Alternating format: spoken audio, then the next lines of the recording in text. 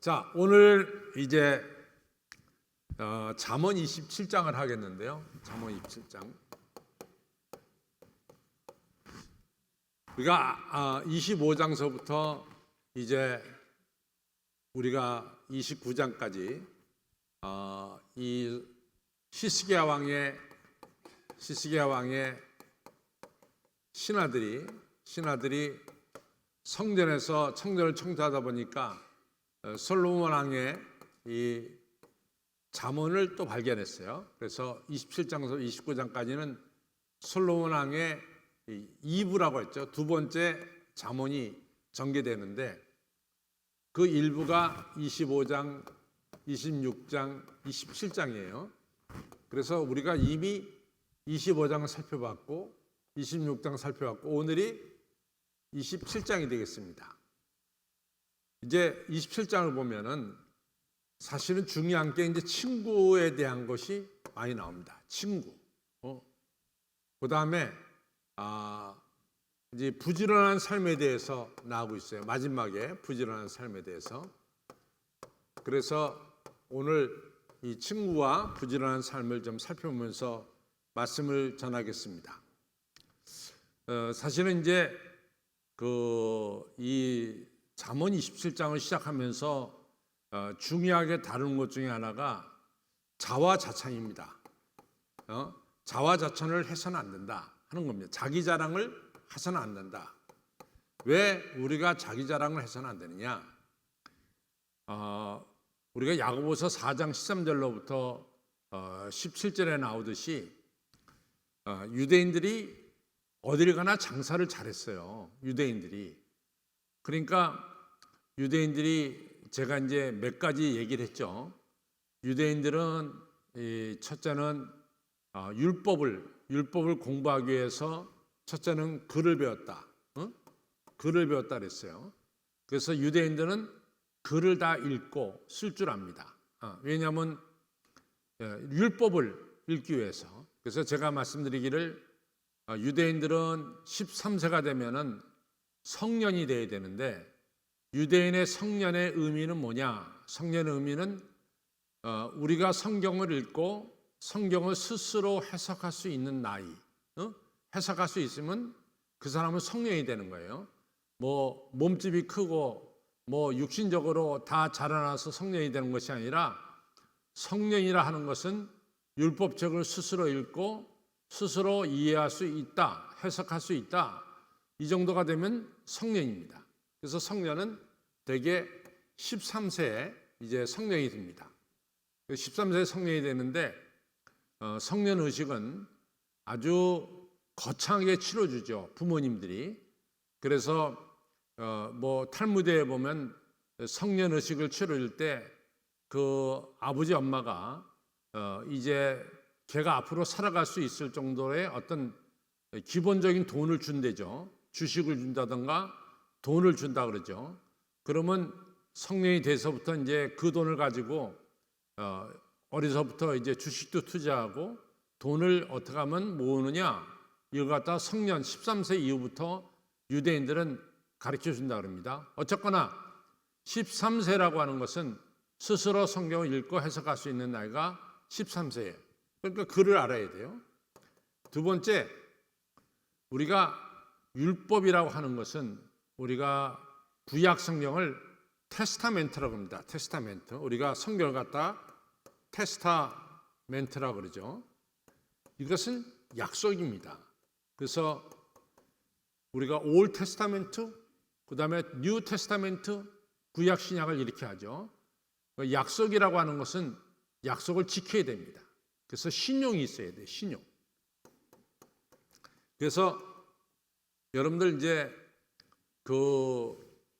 어제 지난주에도 제가 비레름 2세에 대한 이야기를 했어요. 비레름 2세가 이제 이 한스 마이어라고 하는 사람이 킬리만젤로를 등반했을 때 그 킬리만젤로를 독일령에다 갖다 주기 위해서 빅토리아 여왕하고 비레름 2세는 그 빅토리아 여왕이 외조모가 되고 빌레름 2세는 손주가 된다. 그래서 편지를 써가지고 그 킬리만젤로 그 부분은 이게 동그랗게 혹을 그듯이 거가지고 탄자니아 쪽으로 옮겼다, 이런 얘기를 제가 드렸어요. 그 빌레름 2세의 모든 재물을 관리한 사람이 누구냐? 그래서 유대인이에요. 그래서 역대 왕실의 재물을 관리한 사람들을 살펴보니까 거의 다 유대인들이라 이거죠. 그래서 유대인들이 그래가지고 아주 큰 돈을 이제 모으기 시작합니다. 그 얘기 뭐냐? 유대인들이 신용이 있었다, 이런 얘기입니다. 신용이 있었다. 왜냐하면 유대인들이 어려서부터 율법을 배웠기 때문에, 율법은 뭐냐면 약속인데 약속을 지켜야 되는 겁니다. 약속을 해놓고 안 지켜놓으면 아무것도 아니죠. 근데 유대인들은 어려서부터 이 토라, 율법을 공부하면서 약속을 지켜야 된다는 것을 배웠어요. 그래서 약속을 잘 지킵니다. 그러니까 이 아주 왕들, 이 황제들의 재정 관리는 대부분 유대인들이 했어요. 여러분들, 우리가 쉽게 얘기해서 우리가 다니엘이 이 페르시아, 또 다니엘이 그 전에 바벨론, 이 페르시아, 이 나라를 거쳐가면서 계속해서 다니엘이 총리로 있었던 것은 그만큼 바벨론일 때도 아주 총리로서 성실하게 일을 잘했고, 또 나라가 바뀌었어요. 바벨론이 페르시아에게 망했기 때문에 페르시아 시대가 이제 전개됐는데, 페르시아 시대 때도 다니엘이 이 총리 대신이 된 것은 그 사람이 그만큼 성실하고 신실했다는 건 증거예요. 만약 그렇지 않으면 나라가 바뀌었을 때 죽였죠. 안 죽이고 살려두고 계속 귀하게 썼다는 것은 뭐를 반증하냐면은 다니엘이 굉장히 성실한 사람이었다. 그래서 성경에도 다니엘의 흠을 찾아볼 수가 없었다, 이렇게 얘기하잖아요. 그래서 다니엘을 흠을 찾는 것은 딱 하나밖에 없는데, 그가 하루에 3번씩 예루살렘을 향해서 문을 열고 기도하는 것밖에 없었다. 그래서 이제 그것을 갖다 책 잡아가지고 다니엘을 갖다가 굶은 사자굴 속에 던지잖아요. 이처럼 이 유대인들이 말도 잘하고 글도 잘 쓰고 글을 쓰고 말을 한다는 것은 무역을 할 수 있다는 겁니다. 장부에 모든 것을 기재할 수 있다는 겁니다. 그래서 그 중세 시대의 무역은 거의 다가 유대인들의 손에 의해서 무역이 이루어졌어요. 이 정도로 유대인들은 어딜 가면은 1년만 내가 살아봐라, 내가 큰 돈을 벌 것이다 하면서 떵떵거렸어요. 그러니까 야고보 선생이 뭐라고 말하냐면, 야, 니네 자랑이 이게 말이 되냐? 너 내일 일을 네가 어떻게 알아? 내일 네가 살는지 죽을는지 네가 어떻게 알아? 너희는 잠깐 보이다가 안개에 불과한 게 아니냐? 너희가 절대로 그 떵떵거리면서 얘기하면 안 된다. 너희가 하나님의 뜻이면은 우리가 아무 도시에 가서 그곳에 가서 장사해 일을 벌이라, 이렇게 말해야지. 니네 힘으로 산다 이런 얘기하지 말아라. 그 자랑하는 것은 바로 악 중에 하나다, 이렇게 이제 야고보서 4장 13절로부터 나오고 있죠. 그래서 오늘 잠언도 똑같습니다. 자랑하지 말라. 여러분들 아시다시피 히스기야 왕이 참 잘했어요.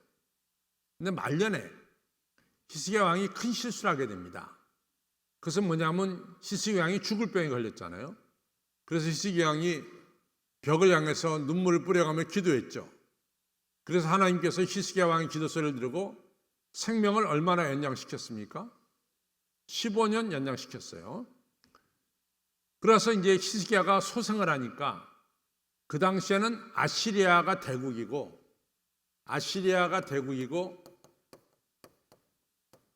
바벨론이 조그만 도시국가였어요.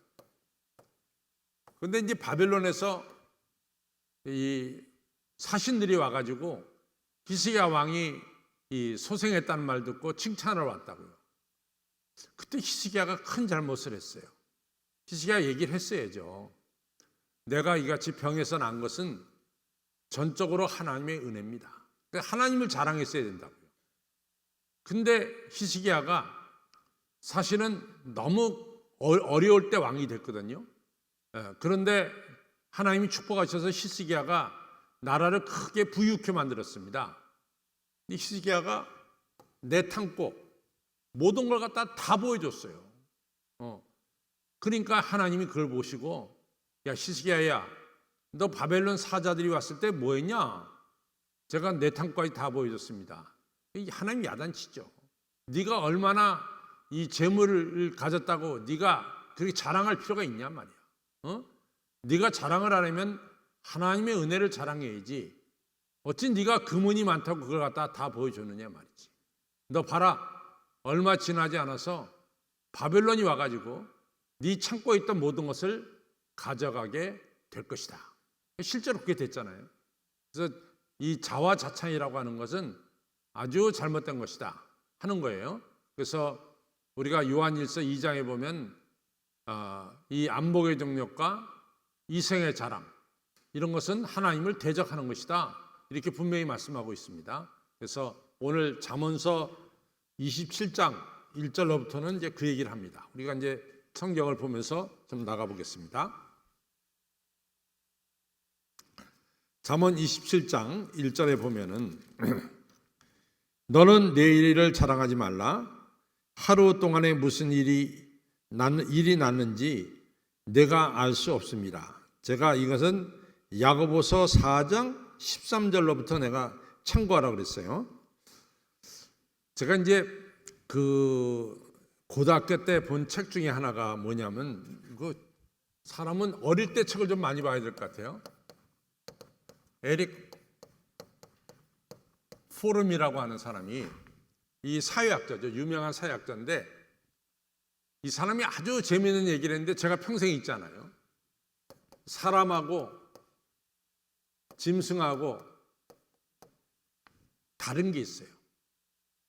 뭐가 다르냐면은, 사람은 아무리 배가 고파도 나 그거 먹지 않겠다, 금식하겠다. 그래서 사람은 의지로 금식할 수 있습니다. 그러나 짐승은 배가 고프면은 자기를 키우던 주인도 잡아먹어요. 짐승은 이 금식을 할 줄은 몰라, 배고프면. 그래서 자기 주인도 잡아먹어요.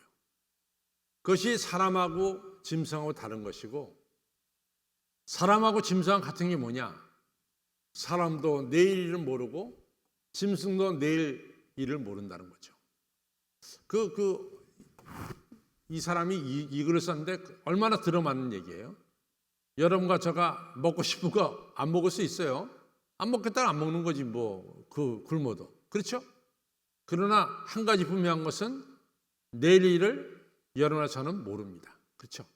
그러니까 내일 일에 어떤 일이 벌어지는지 모르는데 자랑하지 말아라, 이런 얘기가 되겠습니다. 자, 또 가겠습니다. 2절에 보면 타인으로 하여금 너를 칭찬하게 하고 내 입으로는 말며 외인으로 바깥 사람으로 너를 칭찬하게 하고 내 입술로는 말지니라. 그래서 다른 사람이 너를 칭찬하면 칭찬했지 네 스스로 자화자찬하지 말아라. 그 다음에 또 재미있는 얘기인데, 돌은 무겁고 모래도 가볍지 아니하거냐. 돌과 모래 다 무거워요, 지고 가면은. 그런데 미련한 자의 분노는 이 돌들보다 무겁다.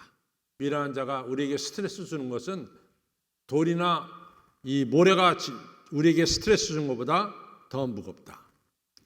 그 다음에 이제 또 4절도 중요한 말씀인데, 분노는 잔인하다. 분하는 것. 그다음 노를 바라는 것은 창수 같거니와 투기, 시기, 질투는 질투 앞에서 누가 서리야. 분도 아주 잔인하고, 그 다음에 노하는 것은 창수같이 우리에게 피해를 주지만 분과 노보다 더 우리를 힘들게 만드는 것은 뭐냐? 시기와 질투다. 시기와 질투는 우리를 더 힘들게 만든다라는 얘기입니다. 그래서 시기 질투가 굉장히 무서운 거예요. 근데 여러분들 시기 질투가 어디서부터 출발하는지 아세요? 시기 질투는 자기 자랑에서 출발합니다. 자랑을 막 하게 되면은 듣는 사람들이 뭐를 가지게 되면은 시기와 질투를 가지게 되는 거예요. 그래서 이 자기 자랑이라고 하는 것은 첫째 하나님께서 그것은 싫어하시고, 두 번째는 자기 자랑을 잔뜩 늘어놓으면은 듣는 사람들이 무슨 마음을 품냐면 시기와 질투의 마음을 품습니다. 근데 시기 질투는 조금 전에 말한 것처럼 우리가 분노하는 것보다 시기 질투가 더 무섭다 그랬어요. 그래서 아시다시피 이 가인이 동생 아벨에 대해서 시기하니까 어떤 일을 벌입니까? 아벨을 죽여버리고 말잖아요. 시기는 무서운 겁니다.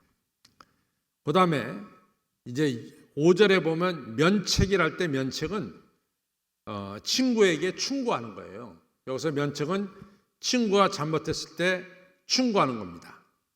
친구의 충고는 숨은 사랑보다 나으니라. 친구한테 아무 말 안 하는 것보다 나으니라, 이런 얘기입니다. 그래서 6절에 좀 설명해요. 친구의 충고는 충성해서, 정말 내 친구가 잘 되기 위해서 충성해서 말미암은 것이니, 그것은 얼마나 중요하냐면 원수의 자주 입맞춤. 원수가 나 너 좋아해, 너와 좋아해 하지만 속에는 나를 향해서 미운 마음이 있어요. 근데 겉으로는 좋다고 표현하는 거죠. 그걸 갖다가 원수의 자주 입맞춤은 거짓에서 난 것이니라.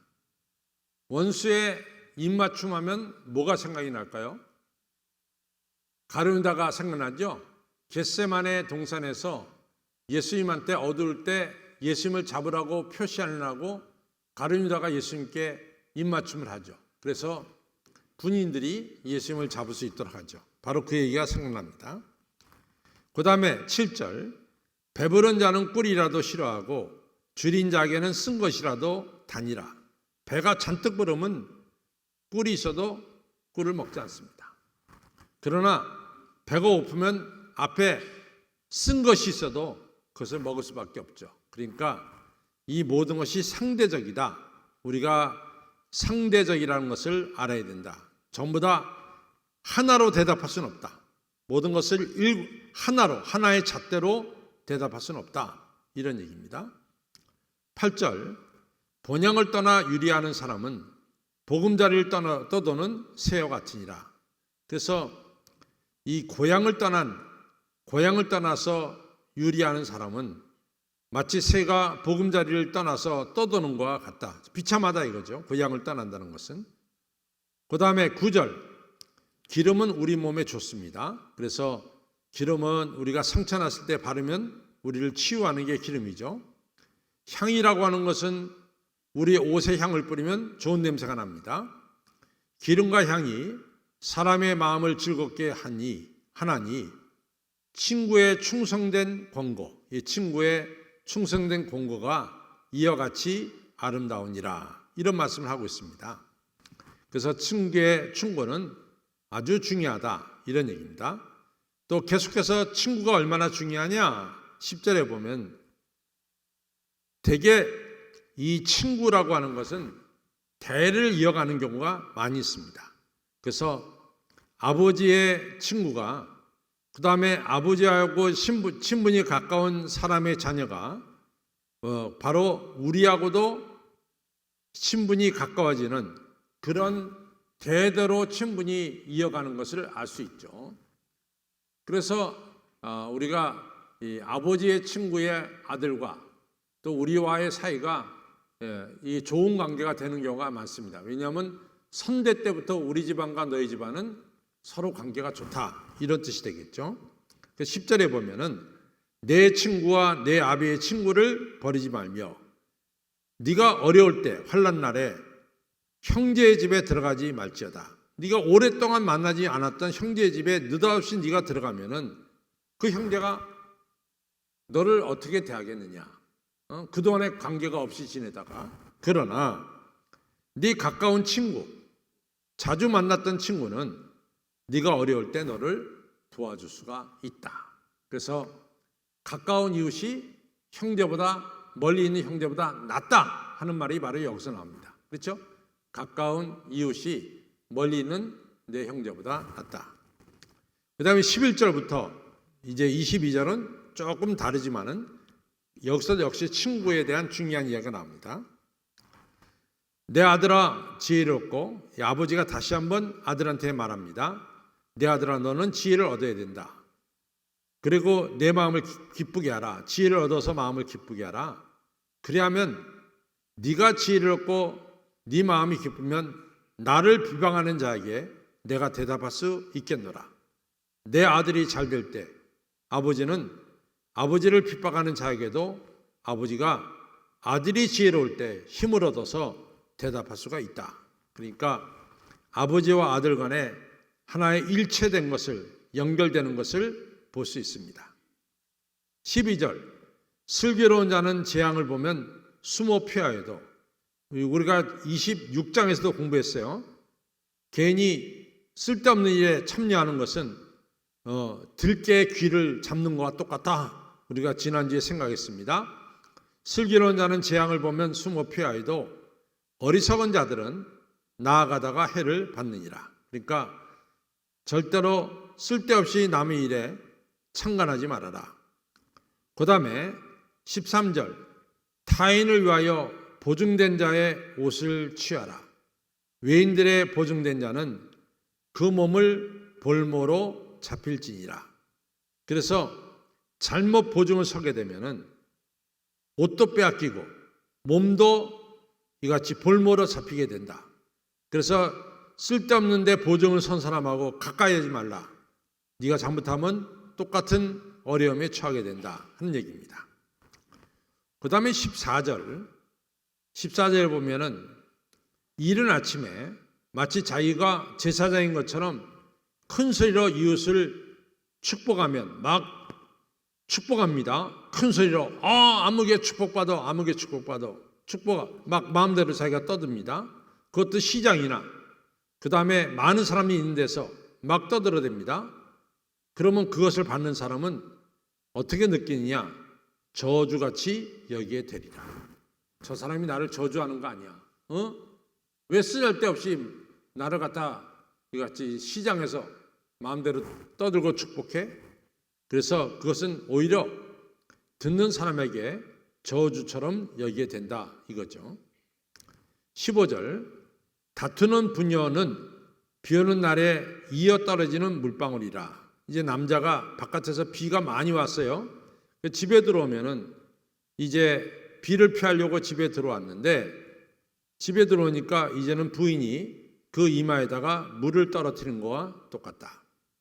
16절, 그를 제어하기가 바람을 제어하는 것 같고, 그러니까 그것을 제어한다는 것은 아주 어렵고, 오른손은 여기 남편입니다. 남편이 기름은 부인입니다. 오른손으로 남편이 기름을 붙잡는 것 같으니라. 그러니까 붙잡히지 않는다 이거죠. 그것은 제어하기가 어렵다 이런 뜻입니다. 17절에 철을 날카롭게 하는 것 같이 사람이 그 친구의 얼굴을 빛나게 하느니라. 그러니까 우리가 친구에게 충고하게 되고 친구에게 좋은 말을 이같이 친구에게 덕이 될 수 있도록 좋은 말을 하면은 그 친구의 얼굴이 빛나게 된다. 더 잘 된다는 얘기죠. 그래서 이같이 다시 한번 얘기하면은 친구에게 충고하는 것은 숨은 사람보다 아무 말 안 하는 것보다 낫다라고 하는 것이 다시 한번 강조되죠. 18절에 무화과나무를 지키는 자는, 그러니까 무화과나무를 잘 지키는 자는 그 과실을 먹는 것 같고, 자기 주인을 시종하는 자, 자기 주인을 잘 섬기는 자는 주인으로부터 영화를 얻게 되느니라. 그러니까 자기 맡겨진 일, 또 주인을 잘 섬겨야 된다 이런 말이죠. 19절에 물에 비추면, 우리가 물에다가 얼굴을 비치면 얼굴을 볼 수 있죠. 우리가 물에 비춰진 내 얼굴을 볼 수 있습니다. 그래서 물에 비추면 내 얼굴을 볼 수 있는 것 같이 우리가 다른 사람이 행하는 것을 보면은 내 마음도 알 수 있는 것이다. 이런 얘기입니다. 여러분들 그 친구들을 주변 사람들이 행하는 것을 보면서 그 행하는 일이 우리에게 반면 교사가 되는 경우가 많이 있죠. 그렇죠? 그 얘기입니다. 반면 교사가 된다. 이런 얘기입니다. 그 다음에 20절 음부는 수월, 지옥입니다. 이 지옥은 죽은 사람을 받아들이는데 뭐 끝이 없어요. 음부는 그냥 죽은 사람을 받아들이는데 항상 열려 있습니다. 이와 같이 인간의 욕심은 만족이 없고 사람의 눈도 만족이 없다. 지옥은 아무리 죽은 사람을 갖다 들여놓아도 만족이 없듯이 인간의 욕심도 아무리 가져도 만족함이 없다. 이런 얘기입니다. 그 다음에 21절 도가니로 우리의 도가니에 은을 넣고 은을 갖다가 정지하죠. 풀무로 금을 이제 정지합니다. 근데 사람은 뭐로 정지하느냐? 칭찬으로 사람을 실현하니라. 참 이게 중요한 거예요. 칭찬은 뭐 예를 들어서 뭐 고래도 뛰게 한다 하지만은 칭찬의 긍정적인 면도 있지만은 칭찬을 너무 많이 받다 보면은 그 사람이 자기 자신을 잃어버려요. 이런 게 있습니다. 그러니까 칭찬도 적당하게 해야지 칭찬을 너무 과하게 해버리면요 그 사람이 자기 자신을 잃어버린다고요. 그래서 여러분이나 저나 남이 우리를 칭찬할 때 적당하게 받으세요. 적당하게. 그대로 받다가는 큰일 납니다. 여러분과 저가 그대로 받다가는 나 자신을 잃어버리고 말아요. 다른 사람이 여러분과 저를 칭찬할 수 있죠. 그러나 그걸 액면 그대로 다 받아서는 안 된다 그 말이에요. 사도행전 12장에 그 헤롯 왕이 이제 이 시돈 사람들이 와서 막 칭찬하고 야, 그 연설이 하나님 같다 그러니까 이 헤롯이 자기가 하나님인 것처럼 착각을 했어요. 그래서 하나님의 영광을 가로챕니다. 그 결과 뭡니까? 충에 먹어서 죽고 말아요. 그러니까 여러분과 저는 항상 남이 아무리 칭찬해도 그걸 액면 그대로 받지 말고 마시고 그걸 갖다가 적당하게 여러분들이 소화할 때 우리는 더 훌륭한 사람이 되고 더 성숙한 사람이 됩니다. 그러나 반대로 그 칭찬을 막 받다 보면요 잘못하면 큰일 납니다. 그러니까 그 얘기를 하는 거죠. 22절 미련한 자는 곡물과 함께 절구해 놓고 공의로 찌을지라도 그의 미련은 벗어지지 않는다. 이게 우리 잘 알죠? 우리가 곡식을 넣고 공의를 가지고 팡팡팡팡 찌면 껍질이 벗겨지고 알맹이만 딱 남잖아요. 곡식은.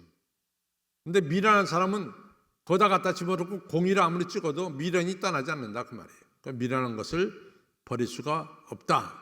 이런 얘기가 되겠습니다.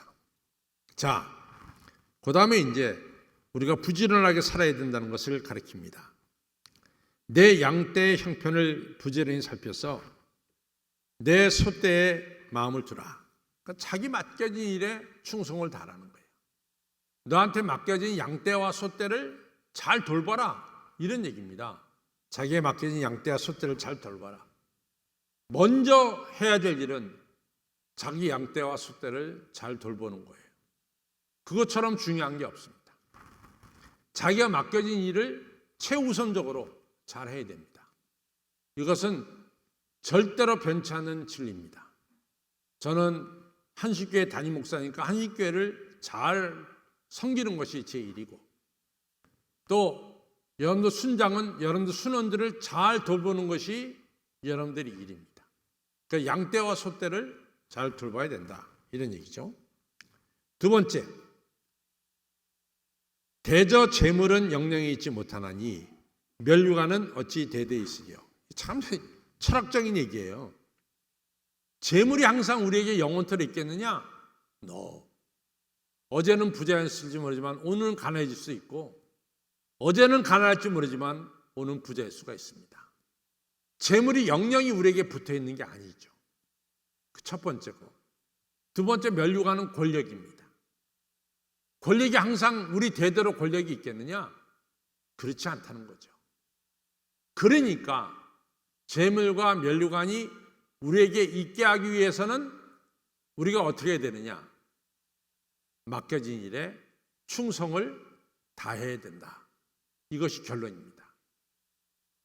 재물과 면류관은 항상 우리에게 있는 것이 아니다. 언제든지 재물은 우리를 떠날 수 있고 면류관도 우리를 떠날 수 있어요. 그렇기 때문에 내게 맡겨진 소떼와 양떼를 갖다가 잘 돌봐야 된다. 아주 명언 중에 명언입니다. 너무 중요한 얘기죠. 그 다음에 또 가겠습니다. 이제 풀을 벤 후에는 새로 움이 돋나니 산에서 꼴을 거둘 것이요. 참, 이게 이제 11월, 10월 말이 되면은 이스라엘 들판에 모든 것이 이제 다 말랐어요. 말랐어. 그래서 그 들판입니다. 광야입니다. 그런데 10월, 11월, 1월, 2월을 거쳐서 이슬비가 비가 내리기 시작해요. 그러면 3, 4월이 되면은 들판에 파릇파릇하게 모든 풀들이 솟아나는 거죠. 그러면 그 풀들은 양떼와 소떼들의 아주 중요한 음식이 된다 이거죠. 이것이 하나님의 섭리라 이거죠. 그래서 바로 그 얘기를 하는 거죠. 하나님은 양떼와 소떼를 잘 자랄 수 있도록 이와 같이 이 새로 움이 돋도록 하나님께서는 우리에게 이 꼴을 주신다 이런 얘기입니다. 자, 그러니까 이렇게 같이 양떼와 소떼를 잘 돌보면은 어린 양의 털은 내 옷이 되며 양떼와 소떼를 잘 돌보면 어린 양의 옷은 털은 네 옷이 되고 염소를 팔아서 네가 밭을 사게 되는 너를 부유하게 만든다 이거죠. 그것뿐입니까? 우리 양떼와 소떼를 잘 돌보면은 부유하게 될 뿐만 아니라 염소의 젖, 예전부터 소 젖보다 염소의 젖이 훨씬 더 영양이 많다 그래요. 그래서 염소의 젖은 넉넉하여 너와 네 집사람을 아주 풍성하게 먹을 뿐만 아니라 더 나아가서 네 집에서 일하는 여종도 풍성하게 먹게 되니라. 그래서 23절로부터 마지막 27절까지의 결론은 뭐냐? 네 맡은 일에 충성을 다해라. 그래야 하면 재물이 너희 집에 떠나지 않고 면류관이 너희 집에 떠나지 않을 것이고 내 맡은 일에 충성을 다하면은 네가 풍요하게 부유하게 될 것이다. 어린 양털로 옷을 삼고 염소를 팔아서 밭을 살게 될 것이다. 그리고 염소가 많은 젖을 내서 내 식구들뿐 아니라 너희 집에서 일하는 모든 하인들도 풍성하게 먹게 될 것이다. 그래서 23절로부터 27절은 맡겨진 일에 충성을 다하고 부지런히 일하라고 하는 중요한 가르침으로 이 잠언 27장이 끝이 나고 있습니다. 자, 이제 결론으로 가겠습니다.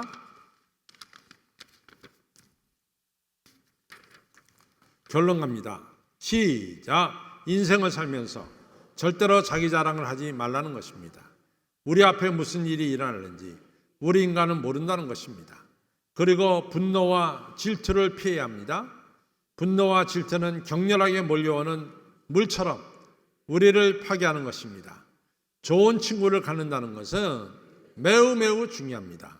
친구의 충고가 우리를 올바르게 하고 동시에 어려울 때 큰 도움이 된다는 것입니다. 나아가 우리의 얼굴을 빛나게 한다는 것입니다. 우리가 인생을 살면서 중요한 것은 맡겨진 일에 충성을 다하여야 한다는 것입니다. 목자들이 맡은 일인 양떼와 소떼를 부지런하고 성실하게 돌본다면 그 소떼와 양떼가 목자들의 삶을 틀림없이 윤택하게 하는 것입니다. 성도들이 맡겨진 일에 충성할 때 하나님께서 영광을 받으시고 우리에게는 하나님께서 윤택한 삶과 존귀한 삶을 살도록 축복해 주시는 것입니다. 성도 여러분, 자기 자랑을 마시고 예수님을 자랑하시고 분노와 질투를 버리시고 선한 마음을 가져야 됩니다. 그리고 신앙 안에서 좋은 친구를 사귀어서 서로에게 좋은 사람이 되어야 하는 것입니다. 그리고 맡은 자들이 구할 것은 충성이라고 말씀했듯이 충성을 다해서 하나님께 영광을 돌리고 나아가서 하나님의 축복을 받는 여러 성도님들이 되시기를 주님의 이름으로 축원합니다.